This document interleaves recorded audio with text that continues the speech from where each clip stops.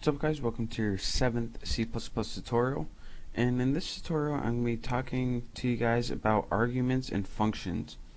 Now what those are is what's inside the parentheses. So example, for last time we had square root and we had a number like 6.34. Whatever's inside these parentheses or parameters is called the argument. Now, as you see, square root only takes one argument, but some math functions take more than one, and some take none at all. So that's what we're going to be going over today, and I want to help you understand how to use functions that require more than one or none at all. So we have our basics right here, and inside our function body, let's type a couple statements. The first thing that we want to do is declare our first variable.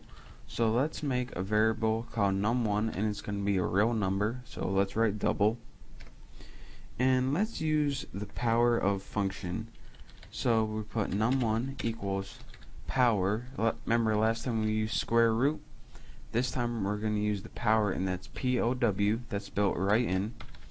And as you can see right now, when you're using power, you always have two numbers such as 6 to the power of 8 or 2 to the power of 4. Right now, let's do 2 to the power of 4. And to do this, put 2.0, comma, 4.0. And what this does is automatically assign 2 to the power of 4. It's a function built right in. And how you separate functions with more than one argument is with a comma. So again, a comma separates arguments that have more than one, and again, if it had just one, you would just type it in plain like that. But since this one has two, I'm going to separate that with a comma. Now let's output it on the screen. Remember, cout, and let's just type num1, and actually let's begin a new line. So as you can see, we declared a variable, we set that variable equal to the power of 2 to the 4th, which should be 16, I believe, and then we just outputted it right on the screen. So let's save that, compile and run, and as you can see, we have 16. And that's how you use a math function with more than one argument. But let's say there's a math function with no arguments, such as the function random number. And to do that, just type in the word rand, and this will provide a random number to our user.